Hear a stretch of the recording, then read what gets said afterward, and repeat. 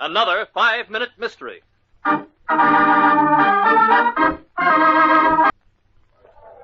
Inspector Craig, I just decided that working for the police department is very ratifying.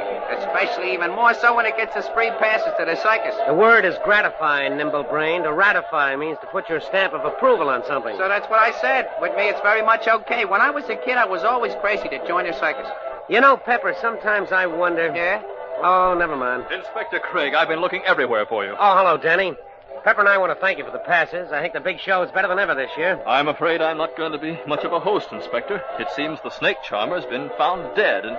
Murder? It looks like suicide. I'd like you to run over with me and give it a routine check. Sorry to bust in on your fun this way. Looks like suicide to me, all right, Inspector. An open and shut case, as far as I'm concerned. It's so hard to believe. Dorothy.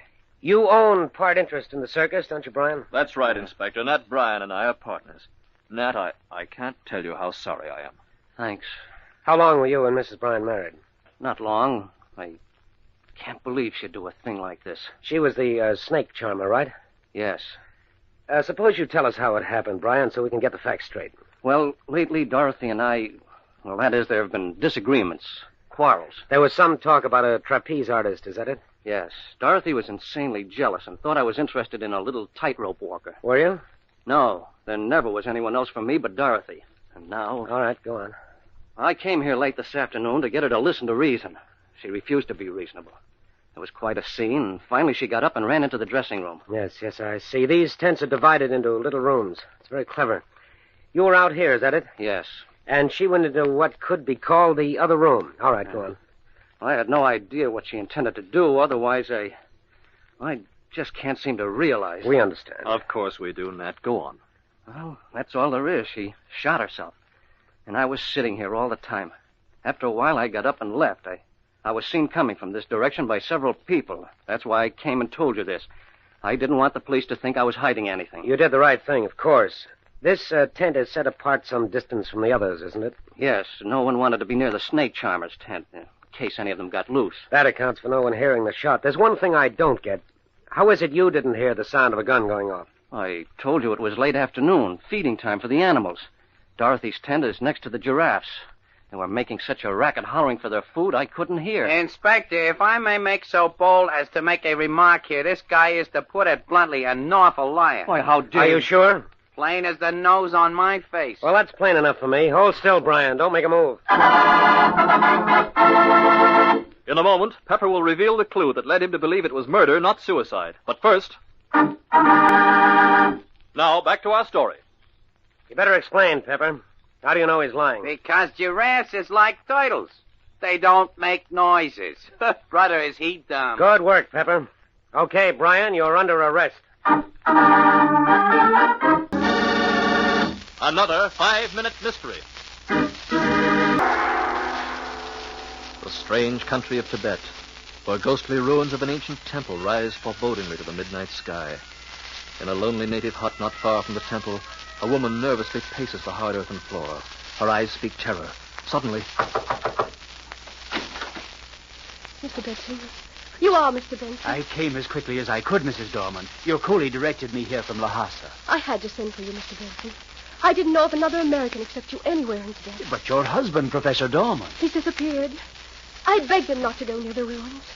That temple is filled with ancient ghosts and murderous invaders. Murder? You mean Professor Dorman is... No. It's my sister, Hector. 3 days ago, we found her dead, crushed to death by huge stones, there in that place. Your sister was here with you? Yes, helping Herbert in his search for the origin of the Chinese alphabet. But I thought you were Professor Dorman's co-worker. Yes, but Hector wanted to help, so I stepped aside. You see, when my husband and I reached India, we found Hector waiting for us. We were astonished to see her. Hector, how did you ever come to be here and you... To meet you and Emily. But why, Hector? We're going to Tibet. And so am I. That's why I came. Oh, no, you're not, Hector. You've caused Emily and me enough trouble. Herbert, she's my sister. I do believe Herbert's afraid of me, Emily. I'm not afraid of you, but I am afraid of the bad luck you always bring. I want to show you that I've changed. I want to go to Tibet with you and Emily. So she came. Well, 3 nights ago, she went to the temple alone.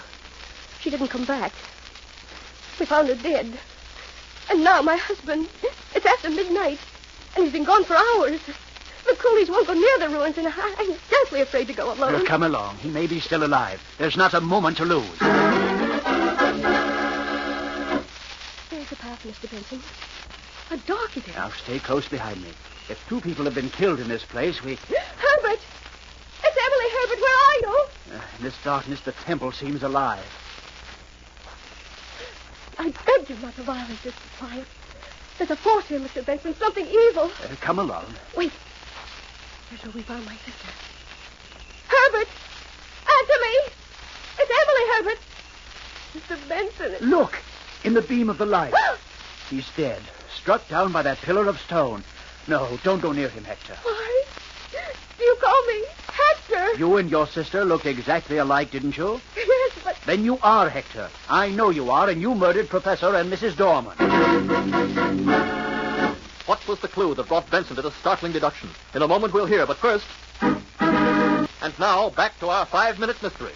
You planned to pose as Mrs. Dorman, to take his body back as proof of death, and live the rest of your life a wealthy woman.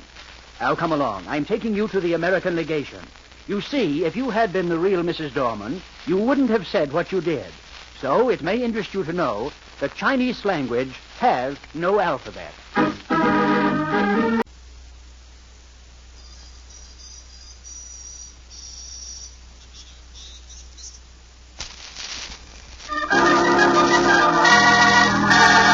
Another 5-minute mystery.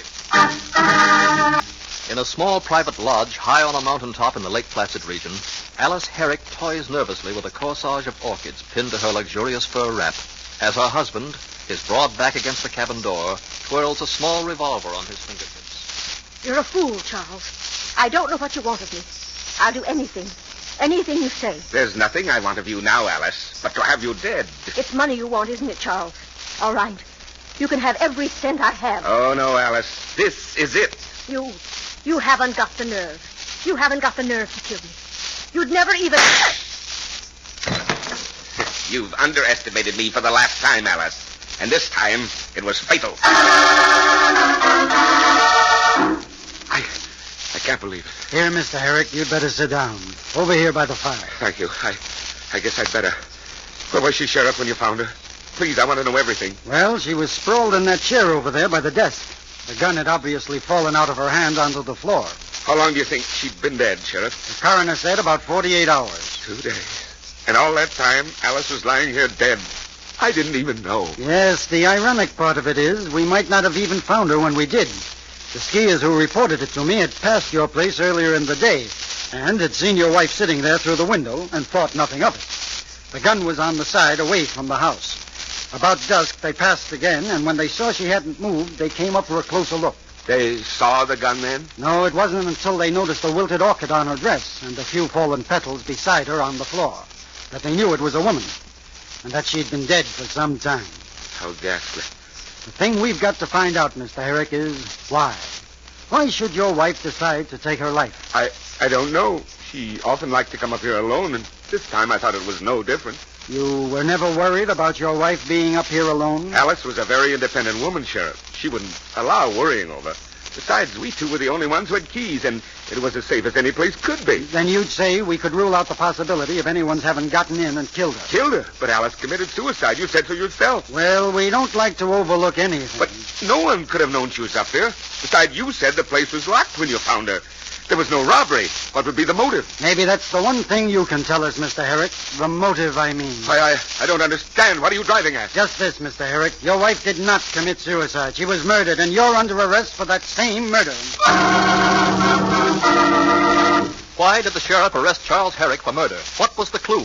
In a moment we'll hear, but first...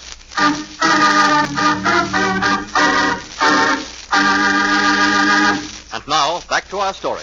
That was a nice, neat little job of stage setting you did, Mr. Herrick, to make your wife look like a suicide. Gun carelessly dropped under her lifeless hand, wilted petals fallen from her orchid corsage. But no one else could have gotten in because the door was locked, and the only other key with you. A perfect suicide, except for one thing. You shouldn't have been so exacting as to have strewn fallen petals from your wife's flowers, Mr. Herrick. Or didn't you know orchids do not shed their petals?